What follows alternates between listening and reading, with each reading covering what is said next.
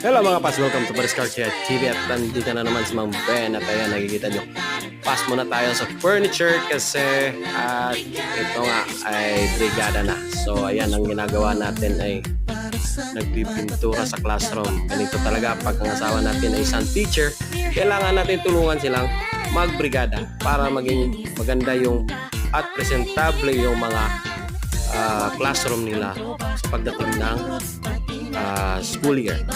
So ayan, meron pang exhibition ginagawa si Mang Ben. May patuwad na pagpipintura. Ayan.